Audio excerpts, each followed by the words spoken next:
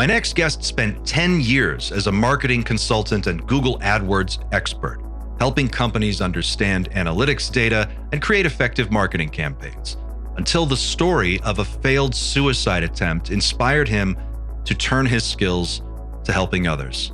By using Google's search terms and keywords, he was able to create a system of campaigns that identified people at risk from suffering a mental health crisis, people who were at danger of being radicalized, and connect those people with resources that could help them.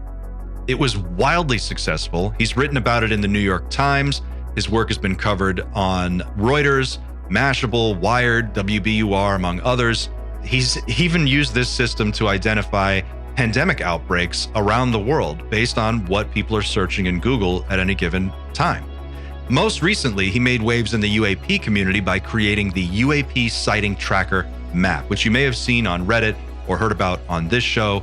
It's an amazing map that basically uses people's Google search terms to figure out where in the United States people are seeing UAP or UFOs, and then create a data set that's available to anyone to use.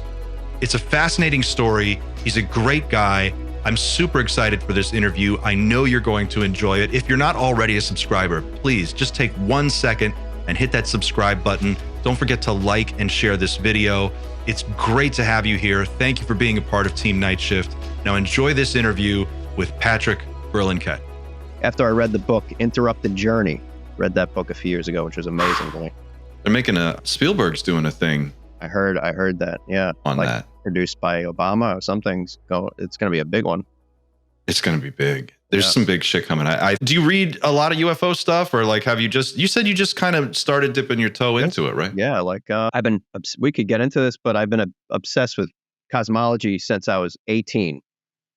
So, I mean, I knew the basics of the universe and the scope of the cosmos, but then I took a class by this guy, Frank Fresenda. Shout out to Frank Fresenda, wherever he is now, but this was at a community college when I was 18. I took this class, and he was like this. He had an interesting story. He was a cab driver in his 60s who was like obsessed with the cosmos, and he was driving his cab one day, and he's like, "Why am I doing this? It's like 2 a.m. I'm very tired. I hate my job. I just want to teach. I should be teaching." So he started teaching this class called Our World, and it was so fascinating.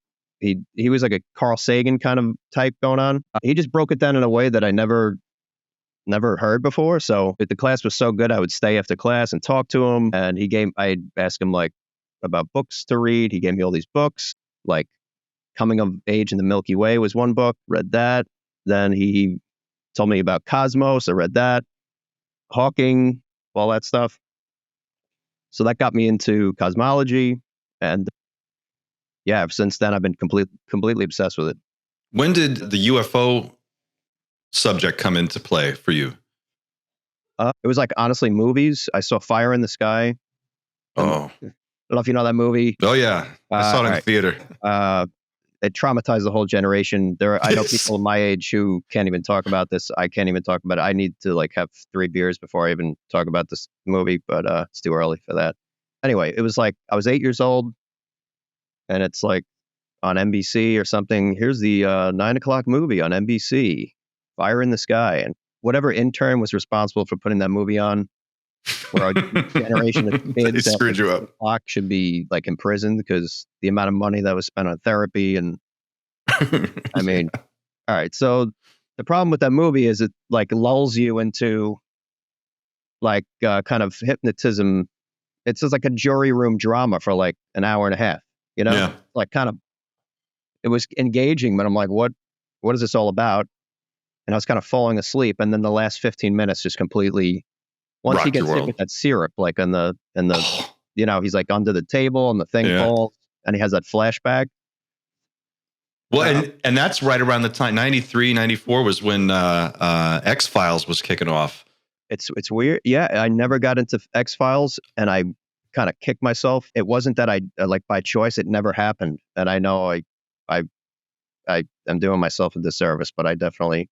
You know, I'll tell you something about X-Files. I used to watch X-Files like it was the news. Like I watched that show. I had every episode on VHS up to like season 6. And at the time, I was just fascinated by it because it just seemed so different. It was so different. There was nothing like that anywhere. Anything that talked about aliens was just kind of silly and goofy, and X-Files took it seriously. Later, now as an adult, I look back on it, and having studied this for all that time, they put a lot of real stuff in the X-Files. A lot of that, and in fact, there's a author, Diana Pasulka. Do you know who Diana Pasulka? No. She wrote a number of books, but American Cosmic is the big one that jumps to mind. And when she was researching her books, she worked with some people with inside knowledge of this program, and they told her that the X-Files as a show, they would shoot stuff at a location where there was a crash. They would take them out there, and then so a lot of little things got folded into that show. And I think there's a narrative there to kind of help prep people for what's coming. It's totally worth it. Yeah. It's the cover up. It's all of it. It's these FBI agents trying to figure out, like, what is this cover up, and they're doing it from within. And it's like each season you get another piece of the puzzle, and it's wild. So is it just one season about UFOs, or is the whole show, the whole scope of the show? 90% of the show is about one. So it's just about the UFO cover up and like, what is this? What's going on? Okay. And then the other 10% are just sort of one-off episodes about whatever, different things. Yeah. I mean, I definitely have to check it out. And I think I was so traumatized by Firing the Sky that, like, if they had even mentioned UFOs on X-Files after I saw that, I would have just blacked out or shut it off or something. But yeah, I mean, Travis Walton said later that the Fire in the Sky movie wasn't entirely accurate. I heard that they kind of embellished some aspects of it, and so you could sleep easy, a little easier. It was that goes some anxiety. Yeah. So you asked me how I got into that movie. Didn't get me into UFOs. It just, like, it was. Yeah. I mean, I don't know. It was just a gradual process with media for sure. Mm-hmm. And then it was like just always obsessed with the cosmos. So I used to do this thing when I was a kid, and especially a teenager. It's kind of lame. But whenever I got and like a problem I could not surmount in my life, or people would get stressed out around me, or people would get caught up on trivial things, I would think of the grand scope of the cosmos and how it doesn't work anymore. Maybe my problems are too big or something. But I used to think about the grand scheme of things and the size of the cosmos, and how not insignificant we are, but how massive the breadth of that is. And then I would feel my problems kind of get minimized and shrink away. Why am I stressed out about New York State taxes or whatever else, when, as Frank Fresenda would say, there's hundreds of billions. This was when I was 18, so the numbers probably changed. But he, like, was a Carl Sagan type. Like I said, he just described it in a way I'd never heard before. Hundreds of billions of solar systems and hundreds of billions of galaxies in a universe that might be a multiverse. And the way he broke it down was just awe-inspiring. And from there, I didn't really look back. He was a strange guy. He used to have, like, we didn't have like traditional homework. He would have us go and look at, like, there was a smokestack by the school. This is Long Island, New York. There was a big smokestack near the college. His homework assignment is, like, just go outside and look at the smokestack for an hour. Like, that was his homework assignment. So there's no way he could prove that you looked at it. But yeah. There's no homework, no traditional stuff like that. Go drive and look at, like, the megafauna in whatever, out east Long Island. So yeah, I wonder where he is now. But between him and movies and media, got into cosmology and ufology. But I will say I'm an amateur with, I'm not like, I know the very basics of ufology. I know Bob Lazar's story, which I'm absolutely fascinated by, and George Knapp and Robert Bigelow and those guys. But just getting into ufology, I'm reading a UFO book now by Garrett Graff. So this is an interesting one. I guess it came out last year. So it's like the history of UFOs in relation to government from 19. Can you show it? What? Yeah, I took the cover off. Garrett Graff, UFO. How helpful it is. But this one's pretty interesting, and it's catching me up on a lot of things that I didn't know about, and which was a lot. So yeah. I don't know why more people aren't into it. And I can see why more people are getting into it every day. I've thought this thing was the most exciting subject since I was a kid. Yeah. It's just so weird. And what's even weirder for me is like a lot of when you start to learn about the history of it, of the cover up, you realize how much fake information has been injected into the conversation. So we don't know what's fake. We don't know what's real. We kind of have an idea of what's likely to be real, but no one really knows. And it's some percentage of it is true. Yeah. And it's like, well, what percentage of it has to be true to change the whole world? Like literally anything. Like you could pick any aspect of this. And if it's true, it turns out to be true, then our whole world is completely different. Yeah. And I think it's so fascinating to talk to people, especially people like you who are kind of now getting into it after having more of a rigid background in like hard science. And you're coming into this and how you look at it and how does this all come off to you? Like, what's your perception before we get into the tracker map, just in general of what's going on? Like, where's your head at with what you've seen so far? I believe Bob Lazar, and I believe deeply we're not alone, just with everything I've read about cosmology. I believe in Bob Lazar's story and the back engineering program. I don't want to call out Fire in the Sky and Travis Walton. I don't believe all that. From what I read about Roswell, I don't believe that. I believe it was probably a military balloon. Yeah, just a lot of the stuff I'm reading in this book, I find hard to comprehend or believe. But if any of these stories I would latch onto, it's definitely Bob Lazar's story. What is it about Bob's story in particular that you find so interesting? Honestly, it's just, we'll talk about this in a second. I'm in marketing, so I deal with people who lie to me all the time. But I can read people pretty well. But even in his interviews, he tells the same story over and over. For how long now? Decades and decades. Mm-hmm. Just his body language and the way he's telling the story, like very believable. All the things he said, I don't know. I'm not like studying and everything he said, but they've all kind of like panned out in the last 5 or 10 years of what he's talked about.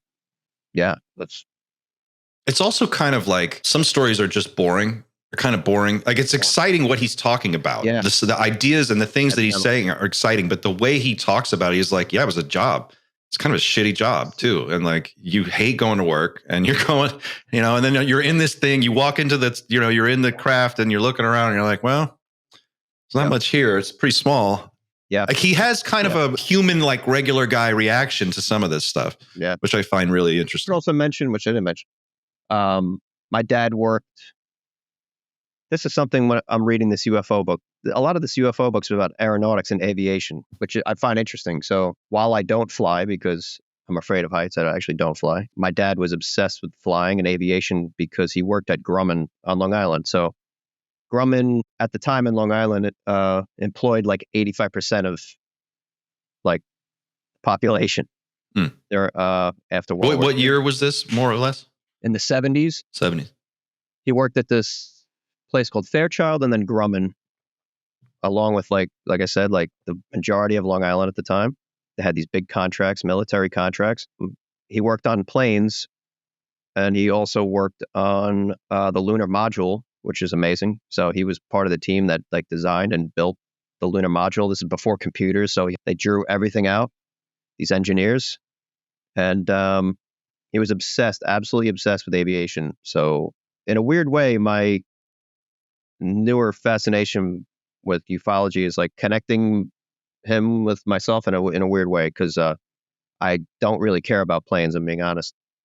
Learning about the history of aviation, how this is related, is kind of, it's cool. I feel like that ancestral interest or something bubbling up when I read about this. Are you familiar with Richard Dolan at all? The name I know.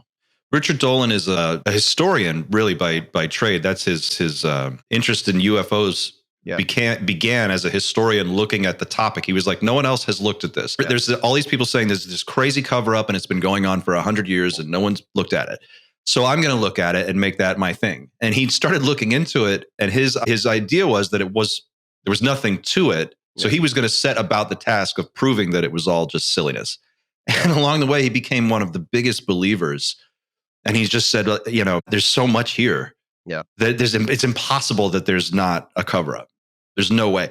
And so if you read any of his books, he's written a ton of books on this subject, or watch any interviews. Richard Dolan is like, he's the guy. You recently kind of made some waves in the community, which was how I learned about you. Someone on Reddit reached out to me, Pixar It Didn't Happen from UFOB. And he said, hey, there's this guy, he made this really interesting map and you should talk to him. And I said, okay. And so we got into contact, and that's how I learned about the sighting tracker map. Can you tell us what this is and explain how it works in just basic terms? Yeah. I got to keep this straight in my head. There's so much. Yeah. I have to explain how Google Ads works first. So, well, let's start with just the basics. Like, what is this map and what are you tracking with it? So when someone searches, I saw a UAP or I saw a UFO or report a UAP or report a UFO, when they type that into Google, their impression, which is the fact that they searched, occasioned by their location, populates on this map on the website. So it uses this thing called Google Looker, used to be called Google Data Studio, which that's where the map exists. It's connected via iframe on a website that I literally bought on Squarespace. It's just installed right there. And Google Looker is connected to something called Google Ads, which allows the impression to be populated. So those three things are working together. Google Ads exported to Google Looker, exported via iframe to a website. And this is just a beta experiment to make sure it works. But I am working on a mobile app, which is slated to come out in October. So, and this map is tracking anyone who's looking up how to report a UAP sighting, or I saw a UFO, or terms. You went after certain search terms, didn't you? Yeah. Can you explain that? Keywords. It's those 4 keywords that I'm buying in the Google Ads system, which I'll explain in a second. But I was very careful to exclude people who were looking for, like, if they type in like cool 2024 sightings, or what happened in Palmdale, or craziest, best fidelity videos of UFOs. All that stuff is excluded. It takes me a considerable amount of work, but I'm on top of this to like exclude all this traffic. So, because I don't want those people populating on a map. Those aren't people who supposedly saw a UFO or UAP, right? So they're excluded.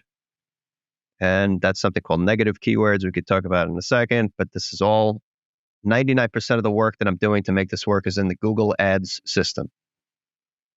Now, can you talk about, when we first spoke, there's another group called, they make the app. It's Enigma, yeah. Enigma Labs. They have an app, and if you download the app and get an account and then have a sighting, you can photograph it and report it. And they have a system in place that kind of tracks this stuff.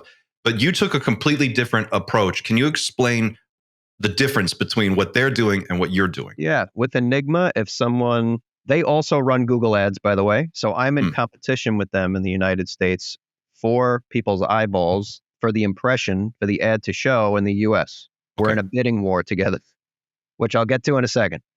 But Enigma relies on someone having a sighting, knowing the app exists, going to the app, filling out all this information, uploading a picture or a video, consenting to privacy stuff, and then it uploads. If they don't know about Enigma, they have to go to Google, they have to type in, I saw UAP, they have to see the ad, they have to click the ad, they have to go to Enigma, they have to fill out all this information, privacy stuff, upload all this stuff. And just from my 15 years in digital marketing, in search engine marketing, I know for a fact, whenever you ask someone to do anything, to conduct an action on a website, download a white paper, fill out a form, place a phone call, shoot an email, anything, even the smallest, the merest conversion action, people are going to bail out. The attention span right now, it's literally like a second after the ad click to get a conversion. You have to keep things so simple. Even then, you lose a large swath of people, and that's why remarketing exists. So like if you're ever on different websites and you see banner ads and text ads and following you around, Those are remarketing ads and campaigns run through Google Ads that are trying to win you back to get your conversion because they lost you the first or second or third time around because you didn't want to fill out the form or conduct an action. You weren't ready. You weren't in the mindset. You didn't have time. And they're trying to win you back. So this happens all the time. I'm not going to try to guess how many people Enigma loses in that process, but it's not nothing. It's probably like close to half, if I had to guess. It's a lot of steps. It's a lot. For sure. And it's one more app. It's one more thing. You know, everybody's got enough stuff. Yeah. So, yeah, you're losing a large swath, and then you got to hope that you're remarketing. If Google even allows you to remarket this stuff, I doubt it. They lose a large percentage of sightings. So in this method, you don't have to rely on anyone doing anything because the fact that somebody's searching, the impression, in other words, populates on the map. So I don't have to ask anyone to do anything. So it's a little confusing, but I have a separate website, which we don't even have to get into, but it's a basic one-page site with a form asking somebody to describe their sighting. So when they search, I saw a UAP, an ad shows up that says report UAP sighting. When people click that, they go to this form that I've created.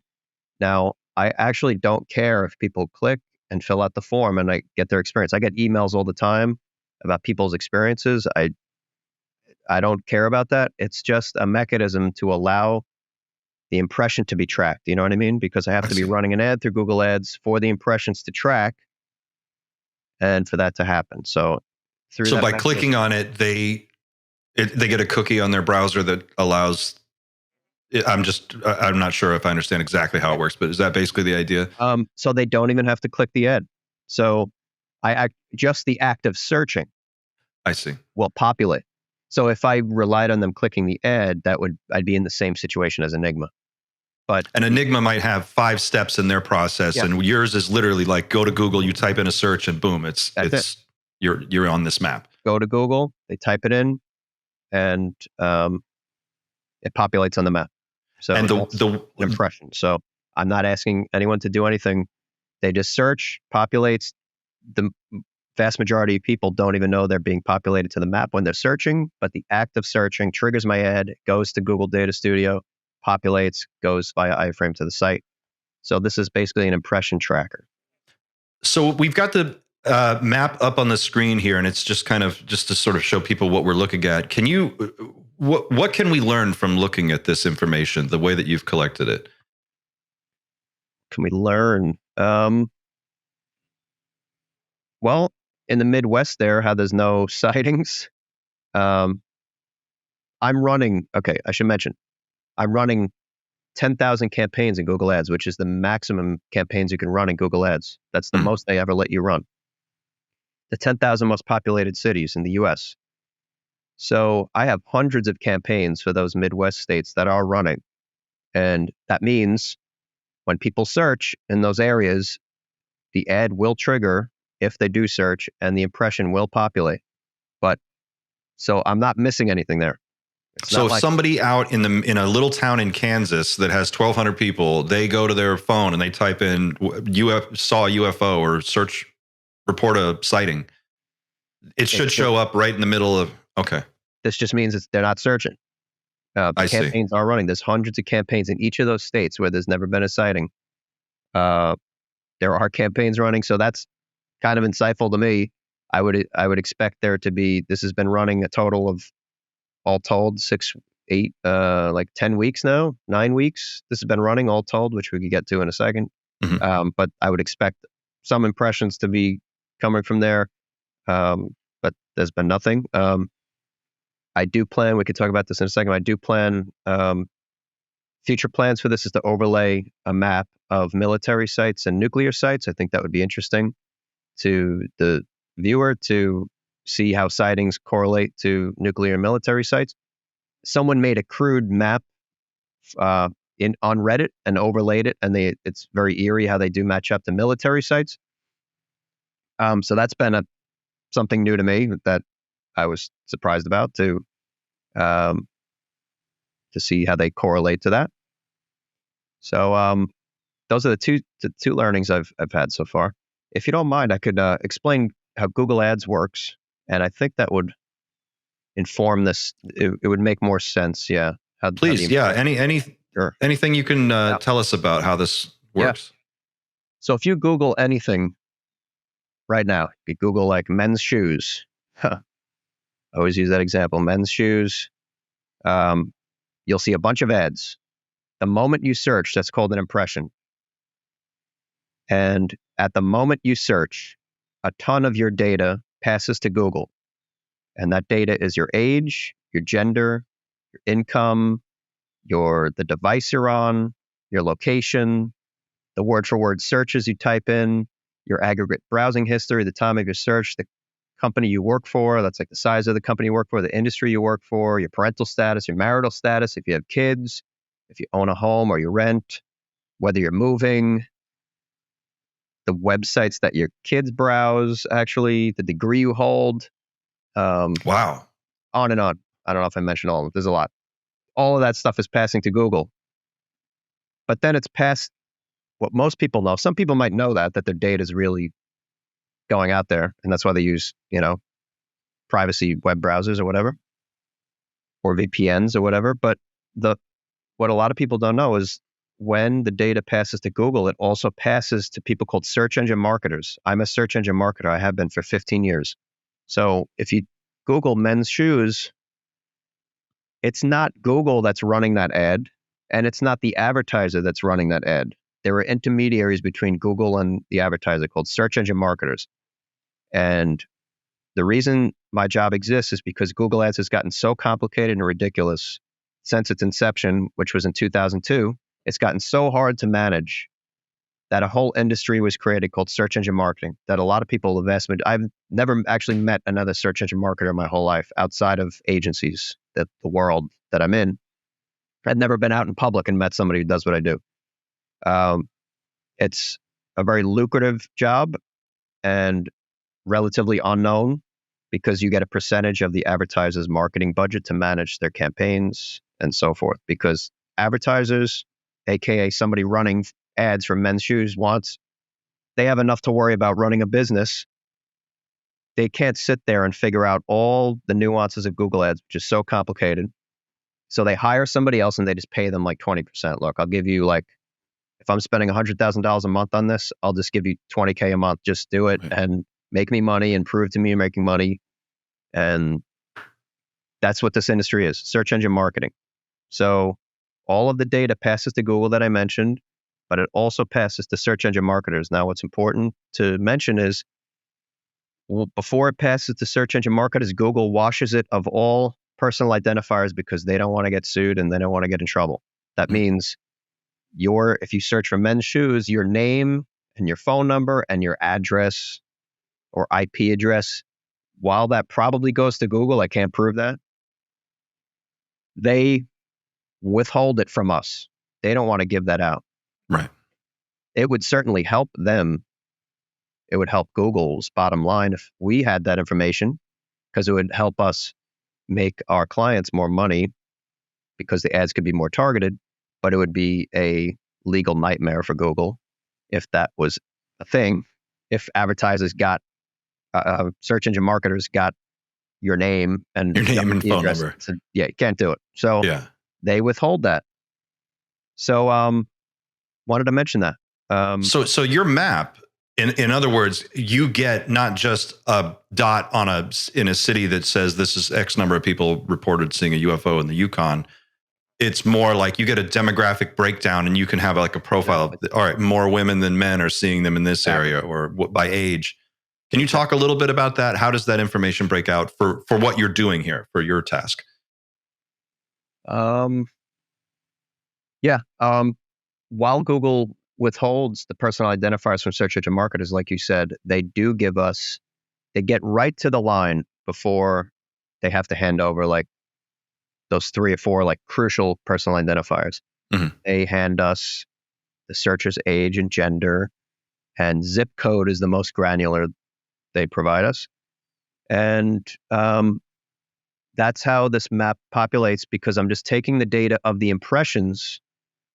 The data is given to us not upon the ad click, but upon the impression, upon the search. And then I'm just exporting that from Google Ads to Google Data Studio, aka Google Looker. And in the same way, it's bouncing to the website. So upon the impression, it's occasioned by all that demographic data that I mentioned, and then connected to Google Data Studio. So, So you could probably, like, if you were a super data nerd and you had the skill set to really parse that data, if there was like a Phoenix Lights event where hundreds or thousands of people see the same thing, and then that object moved across from one state to across 3 states, you should be able to visualize that, right? Like, Yeah. you'd be able to see people searching it exactly. in each state as it passed through their area. You can kind of see in California this kind of eerie line that's developed. Yeah. Like it's almost like I was kind of really surprised and to see that. And you could see this just kind of a line of searches, which is really cool. As this whatever it is passes, the people are searching. So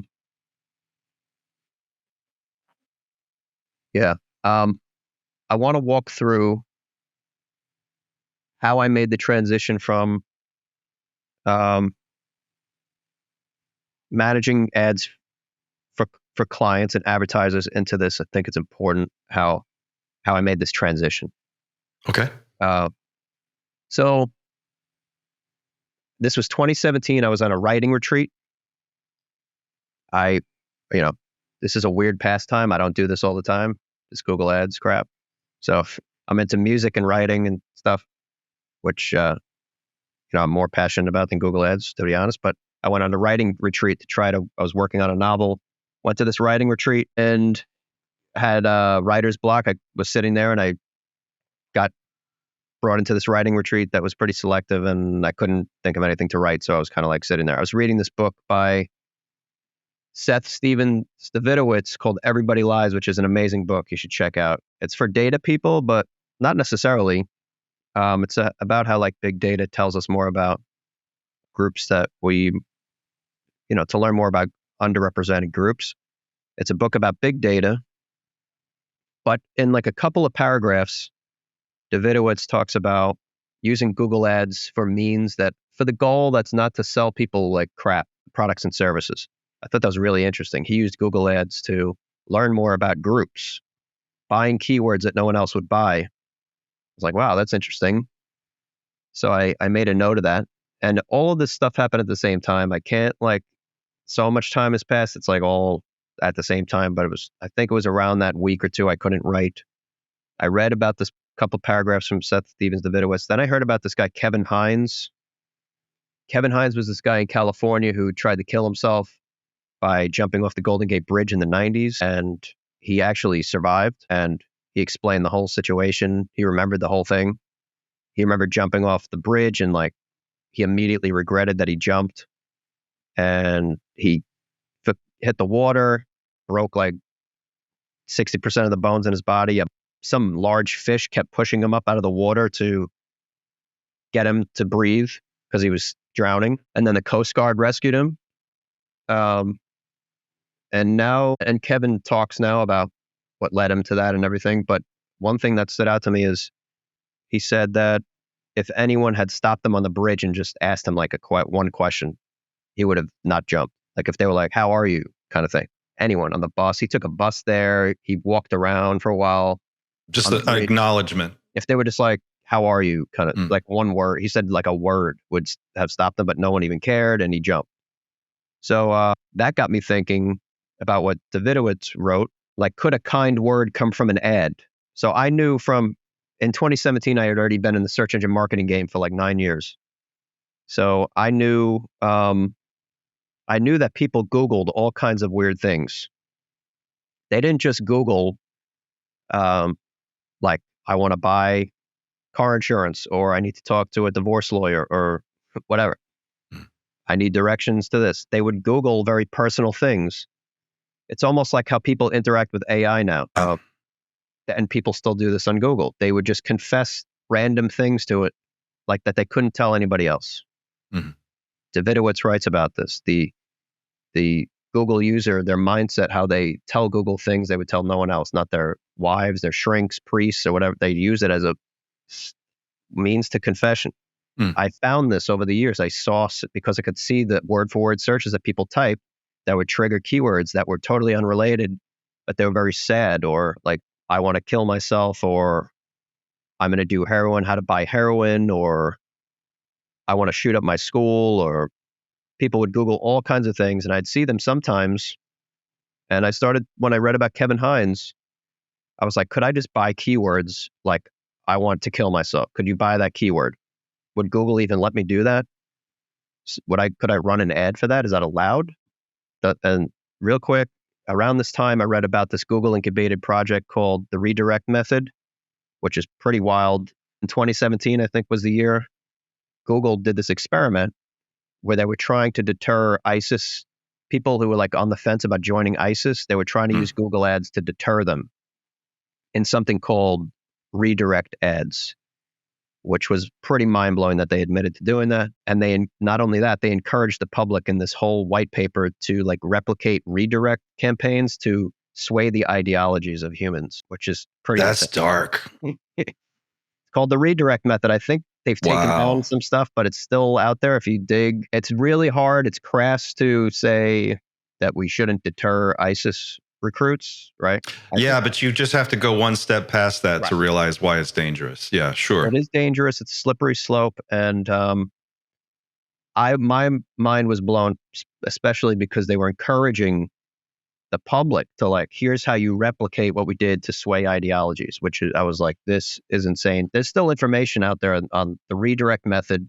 Look it up. I saw this and I was like, okay, so Google, I'm thinking of Kevin Hines, Davidowitz, and the redirect method. I'm like, if Google's trying to teach you how to do this stuff, then you can certainly buy keywords that are not related to products and services to sway ideologies. So could you sway the ideology of a suicidal person? So I sat there, I think it was around when I was at that writing retreat, I built like campaigns to target people in suicidal mindsets. And I bought the keywords. I want to kill myself. I'm suicidal. I'm depressed. And these keywords were very cheap per click because no advertiser in their right mind is going to buy this stuff because there's no revenue occasioning these searches, to put it crassly. So I bought all these keywords up. It wasn't that expensive. And I created a little website with a little phone. All it was a phone number. That's it. It was like, call the National Suicide Hotline, because I was not comfortable trying to speak to anyone in that mindset with any kind of language. That was sure. That's not your background and training. Yeah. So all the website did was it connected people to a phone number. That's it. That's all it did. And I tracked something called conversions through Google Ads. So I could see every time somebody clicked the phone number and called. Oh, it's got all that data, including their age and gender and everything else, where they were, what they typed, everything I mentioned before. So I ran this for like 9 days. And then I saw something shocking was the conversion rate was absurdly high. It was like 30%. So that means the percentage of clicks that turned into a call, was nearly 30%. Nearly 1 in 3 people who clicked an ad turned into a phone call, which is in marketing, in digital marketing in my area, that's unheard of. So what's a normal number in marketing? 4% is average. 4%. Okay. Yeah, so that would mean 2 out of 50 or 1 out of 25 would turn into an action. This was 1 in 3. So I'm like, holy shit, people really respond to this. And it also made me realize, I'm like, okay, at the time, Google was trying to make strides to have this like fixed number in place when you right now they have it. If you type in like, I am suicidal, you see this giant number at the top of the screen. It's called a fixed organic placement. They had that at the time, but if they had that, then why are people clicking my ad? You know? So it made me realize that people don't trust that number, and they might be, maybe there's something to this ad. And anyway, the New York Times picked up on my experiment, and I wrote an op-ed for them in 2019 about this, which led to some amazing partnerships with some nonprofits in the space who wanted to replicate this. And it's been a really rewarding experience to work with these nonprofits.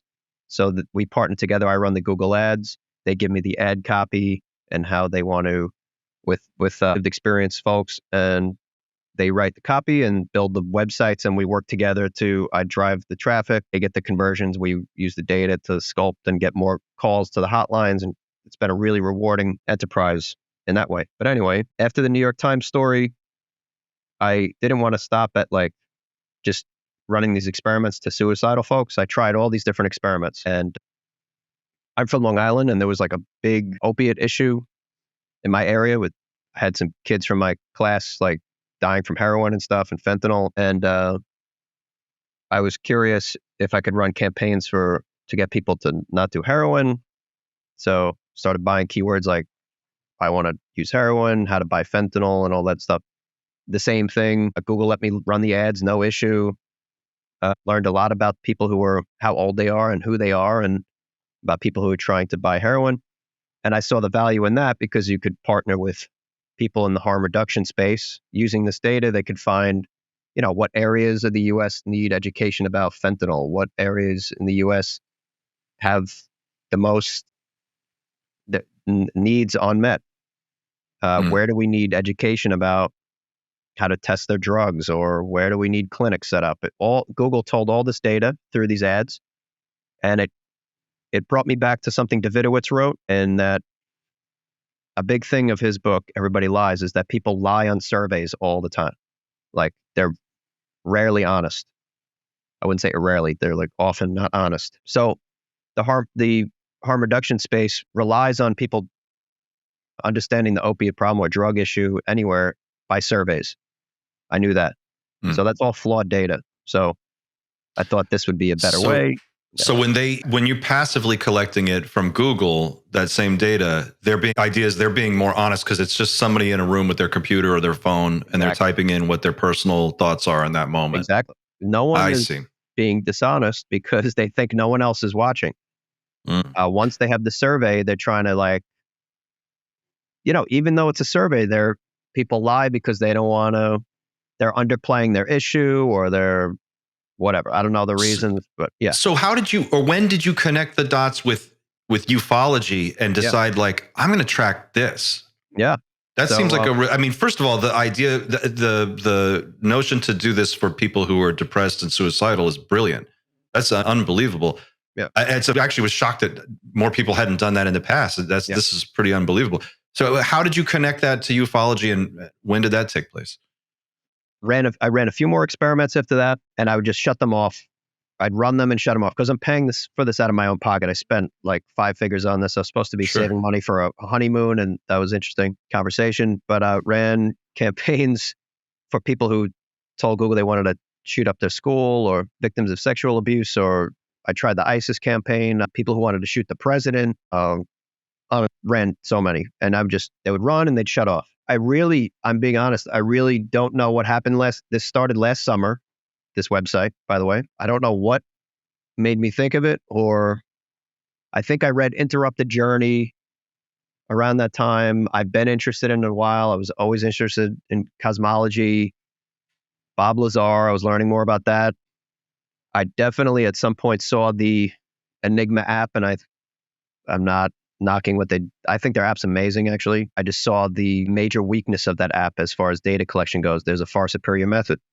I think I don't know what happened first, but all those things were a confluence of wanting to turn this on. So I should mention how the map idea came about real quick. During COVID, when we really didn't know what was going on, and we were hearing rumors from other countries about the death rates, and it was very mysterious at that time in 2020. There was some controversy with the Tanzanian government because there was supposedly a huge issue in Tanzania with deaths. The president of Tanzania said publicly that they had no COVID issue. And no one knew the real story. It was like all rumors and stuff. And I was like, wait, you can use Google Ads to get the truth, because you could just target Tanzania in Google Ads. You could buy the keywords I can't smell or anosmia. Anosmia is and was a leading indicator of COVID infection. So you could just buy I can't smell in Tanzania. This is so brilliant. Well, and when people search it, then you could see who has COVID. You don't have to rely on so that opened a huge door for me. I'm like, wait, sure. Not only can you learn about different groups, you can use almost I pictured it like a flare coming up from the country, from the citizenry of an issue. Like, we need help. Maybe it's like a black box coming up that prevents anyone from seeing the flare, but Google Ads could capture that. That's so you're like, taking one of the most powerful tools of capitalism and you're flipping it on its ear. Right. And you're using it to figure out ways to help people, Yeah. which is so Learn cool. more about people. So, And I think it also, just real quick, I just want to throw in on this observation. I think it's also really surprising that our capitalist system, I'm not the biggest fan of it, but our system it's so focused on just selling shit to people all the time, 24/7, 365, that it completely overlooks these obvious things that you're talking about. yep. So That's crazy. Coming back to Davidowit in his book, he claims, he writes that Google's data set is the most powerful data set ever collected on humanity. Yeah. When I first read that, I was like, give me a break.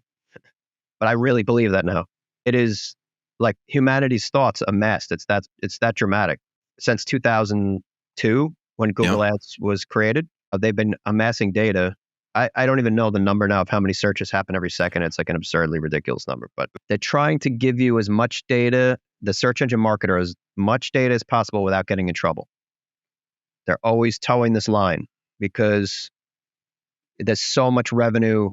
So, by the way, it's an industry, I think it's over $1 trillion now, this industry. I've lost track. It's hundreds of billions of dollars a year.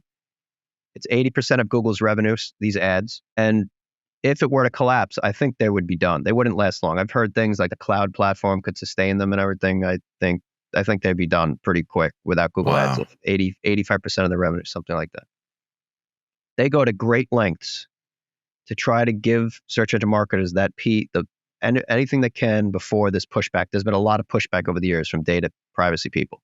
Well, there's two things they've tried that are so insane that one of them was called hyperfrequency tracking. Their holy grail is multi-device attribution. That's a fancy way of like saying if you search for men's shoes on your phone, tracking your conversion path across the phone to laptop to tablet to walking in a store. That is so complicated to figure out. But if they figure that out, then we search engine marketers have more data to make decisions that increase conversions and get our advertisers to spend more money, and then Google's bottom line goes up. So they really want to do it, but there's privacy stuff. Hyperfrequency tracking was an experiment where TVs would emit a hyperfrequency during commercials, like that the human ear couldn't pick up. Yes. And then if you were on your phone, say it was a Nike commercial in a bar, you're in like an ale house, and it's like Nike commercial, but no one could really hear it. And then some drunk dude's like, I'm going to buy the Air Max, bro. Hold on. He's on his phone. The hyperfrequency is emitting through the restaurant. He's on his phone. He drunkenly Googles. I don't know why I'm using this drunk guy as an example. He Googles and Nike Air Max. The phone picks up the hyperfrequency, and they've now the commercial. Nike gets the conversion action, the conversion in their Google Ads account from this commercial. Whatever. That was one way they were trying to do it. I'll give you one more. This might blow your mind. I might be speaking out of school with this, and I'm not saying you could do this, but I'm just putting this out there, and don't try this. But there's something called customer match in Google Ads. So remember that Google is doing everything in their power to prevent you from targeting one person with an ad. I can't target just you with an ad. It's impossible. Like, Google doesn't want me to do that. They'd get sued. It'd be a complete privacy fiasco. If I could target like some congressman with an ad and get all his data, big no-no. So there's something called customer match in Google. It's this advanced tool where you upload people's emails. And because they don't want, and you target just their email addresses with ads. So the vast majority of people, when they're logged into Google and they're searching, they don't sign out of their email. So relying on that, you upload emails to Google and you target those people across the internet or whatever when they're logged in. So because this is so risky from Google's end, they require you to have 10,000 emails to upload. They don't want you to upload some congressman's email and target with the ads and see where he is and all the creepy things he's typing, right? But if his email is part of that 10,000, but there's a little workaround. If it's part of the 10,000 and you get 9,999 dummy emails from California and your congressman's in New York and you exclude California and the geo-targeting, you essentially have a siphon of one dude's, you could buy all these keywords. Say you buy keywords related to like, creepy stuff. I won't even say, you can imagine. You could see his search terms occasioned by his email, and every time he's searching as he's pinged across the world. And Wow. there he is. So that is one option. I've never tried it because I don't even want to go down that road. But someone wrote about it years ago and they called it ad sniping. But this was in social media ads. Oh my God. No, you could do it in Google ads. And think of the implications of you get some congressman's email. You track him for like 6 months, unbeknownst to him, as he's going around the world typing really horrible stuff. You could just contact him and be like, hey, here's a screenshot of what you've been searching for 6 months. How much is it worth to you? You know, you could extort somebody. And it probably happens all the time. I'm sure intelligence agencies around the world do this stuff. They've got to. So these are the workarounds that the layman can take advantage of. I don't know if. Well, Google was founded with a bunch of CIA money. I mean, I think that was a part of the early story, wasn't it? Venture capitalists it was either a VC firm that was owned by the Central Intelligence Agency, or they got their first satellite was a keyhole spy satellite. Keyhole. Yeah. Somebody correct me on that. But yeah, it's dark. And then there was the Cambridge Analytica thing where they figured out they could get a town to swing one way or another by just the people. They could get the people on the left side of the street to vote one way, or the people on it was crazy. Right. But to bring it back around, we have to coming up on our time here, and I just want to make sure that we hammer this a little more. The scope and the scale of information that you're able to get with this tool is pretty impressive. What are your plans going forward to make this accessible to more people so that data analysts can look at this information and start to make sense of it? Have you thought that far ahead? Where are you at with planning for the future? Right now, I understand there's limitations with this. This is a beta test. I posted this on Reddit. I got amazing feedback from Redditors, and I really appreciate that. And that's helped me sculpt the next iteration of this. Some feedback I got was from trolls, and I appreciate the trolls. There were a few of them, but they spoke some truths that I've taken into consideration. One of them was this map is more of like a population map. Like, okay, of course, Vegas and Phoenix, Arizona, and New York City and LA are going to have a ton of sightings because a ton of people live there. I hear you on that. And I'm working on making the data normalized by population so that we don't see giant dots in these cities with a ton of people in them, which doesn't make any sense. We want to know about little areas in the middle of nowhere that have sightings. 2 people in Yukon. I saw some weird stuff. Yeah. So we want these little areas that have a lot of sightings relative to their population. So in the next couple of months, this is all going to be normalized. And by population, we're going to incorporate a toggle on the map, which I think will be super useful, where people could toggle by date. So they'll be able to see, like you were mentioning before, like sightings as they change day to day to day. We'll be able to toggle, and the map will just populate with dots, day to day to day. So that's happening. The user experience on mobile is very poor right now because I am bound to the limitations of Google Look or Google Data Studio, which looks terrible on mobile. I am aware of that. And that's going to be fixed. There's going to be an overlay of nuclear and military sites, which I think is going to be amazing. That's going to happen. And there's going to be a lot more data like what you're looking at now, these segmented by different hours of the day and word for word searches and gender. There'll be more robust data in that way. So any kind of data quants or data nerds who really want to dive into this can export this and segment it to their heart's content. I should mention right now, all the data is freely available. Like if you go to any of those areas at the top of the site and you go to like searches by gender, you can right click and export all that for free to Excel. So any data people who want to combine these files and try to triangulate different searches, you can export the map into an Excel file. By date, you can export any of the data here for free into Excel files and segment it however you wish.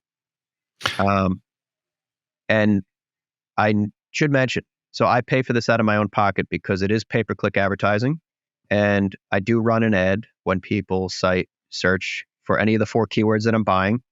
And while they search so infrequently, they click so infrequently, they do click every day. So I pay Google about between $500 and $1,000 per month to run the ads and to handle all the ad clicks that do happen.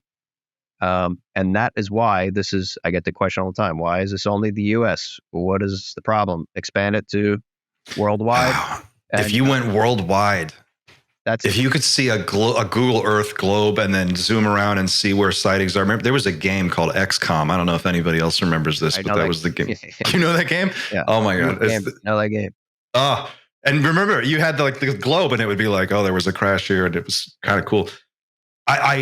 So this is the beta beginning, early days, like early days, just showing what it's capable of. So I'm working with the team right now, every day on a mobile app to fix all the things I just mentioned, and that should be out in October. I'm really excited about it. Will there be tools to visualize the data in different ways, or is it essentially going to remain a spreadsheet and then you're going to leave that to other people to? It's going to be a much more interactive map where you could drill in. It's easier to visualize, and the data will be much easier to access and export and segment. Okay. And with that toggle, I think it'll make a big difference to see the sightings as they change throughout the day, rather than have to go in that little thing in the top right and select the date and go back. Just the toggle, you'll be able to see how it transforms day to day. And we've been talking about expanding it worldwide. So the problem with that is I'm paying for this myself. So the cost to run worldwide and handle all the clicks, that just shows you how many people are searching for this, by the way. I ran the estimates just based on population and just knowing what I know about Google Ads. So it would run like a high 4 figures a month, probably 7,000 to 10,000 a month just to target worldwide. I could be wrong, but that's what I'm estimating. So that's why it's only the US for now. But I want to see how the app does. And if there's some way to expand it, I don't know, but it's going to be US only for now and prohibited by cost. But that's where we're at. I'm really excited to see how the app shakes out in October and how people respond to it. And the question that jumps to mind, I think a lot of people will probably be asking, is why not just make this ad supported to cover the costs of doing it? I ran the numbers on ads, and I haven't done Google AdSense or run ads on anything in years and years. But the payouts now are so pitiful. So I had a long discussion with the app team about whether to run ads or not. So, to reveal a little bit, but the app is going to be really clean and professional and minimal and not hokey in any way. Really, really, like classy and minimal, I guess is the way to describe it. Like, just get to the information right away. Nothing extraneous about it. And not only the ads clash with that ethos and cheapen the whole experience, I don't want to annoy people who are trying to get data with intrusive ads. It goes against the whole ethos of the app, which is not to take people's personal information, by the way, which I didn't really dive into, but real quick, I'm not taking anyone's personal information because I'm bound by the privacy limitations at Google. So I'm not capturing anyone's name or address or any of the other stuff. You're getting anonymous demographic data. I'm not knocking Enigma. What they've done is awesome, but I know they take a lot of personal information, and there's been some conversation about that. I'm trying to go the other way. There's none of anyone's personal information is on the line. No data is passing through. It's just the impression, the fact that somebody searched. So ads go against that ethos. And then the most important thing, the payout is so pitiful. It would be like a low 3 figures a month if I had like a ton of people downloading the app. It's not even worth the risk of annoying anyone. So I'm not doing ads, and I'm going to have to rely on what I'm doing now. I have like a GoFundMe, either that or, I used to be a grant writer out of school. I didn't get to talk about that, but maybe I could go back to my grant writing roots and try to seek funding for this if someone really cares about it, to expand this worldwide. I think it is super valuable. It is just a beta test now, but that's the only way realistically I could get this to go worldwide, is to get funding or whatever. So you're looking for someone to come in and either partner with or sponsor this app in a way, or donations from people who want to support your work. Donations, a grant to cover the cost of worldwide, and and I imagine you're entertaining anybody who's got ideas. They want to talk to you directly. They can contact you. So, what's the best way to get directly in contact with you if they want to find a way to help? Right on the website, there's a little in the top right. If you scroll up, there's a little mail icon. I did this through Squarespace. I'm not a web designer. Yeah, that's a little envelope that brings up my email. You could email me any ideas. And I'd love to hear from you. And the feedback has been great so far, and people have been so awesome. And the ideas have been really phenomenal, especially the overlay of the map idea, which came from Reddit, which I thought was fantastic. By the way, something somebody could help me with is a map of nuclear sites. I was having no luck finding any of that. I'm sure somebody out there can find that, but I could find maps of military sites very easily. But nuclear sites, I did find one, but it would take a lot of work to like transfer it into from the file that it's in to a usable format. You'll see what I'm saying if you look into it yourself. Anyway, need help with that for sure. Sure. That's where we're at. So there's this little beta test here, and I think it has a lot of potential. I think no one else is trying to capture sightings in this way. I think it is a superior method to capture sightings by volume.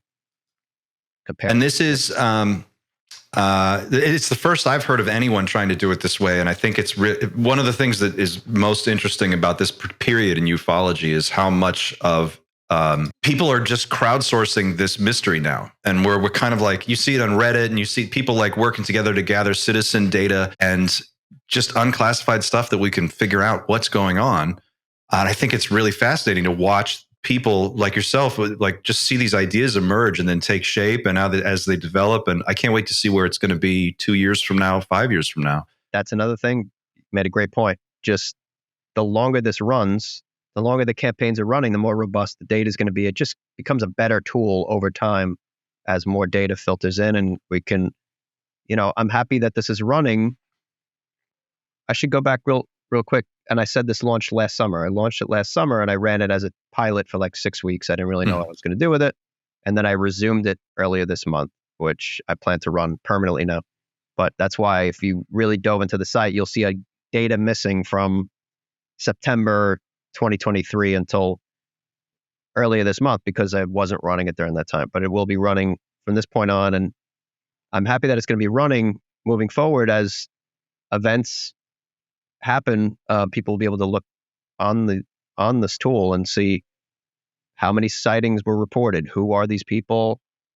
Where are they located? It's going to be crazy if there's a major mass contact event where some gigantic Independence Day ship shows up above New York City. You're going to watch this map just go crazy. It is. Are you going to color code it in any way, or we want to keep it minimal, like with a color scheme of the black and white and just the dots remaining blue, and maybe just more palatable than what I'm limited to by Google Data Studio. But it's going to look a lot nicer and be easier to navigate.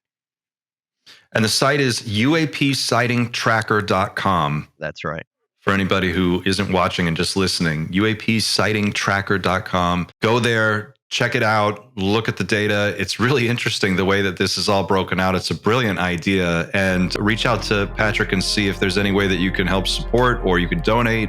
And then let's see if we can help this project take off and go global. Pat, thank you so much for taking the time to walk us through this today. This is really, really interesting. You're doing awesome work. It's really impressive. Thank you so much for this opportunity. It was a really great conversation. Thank you very much.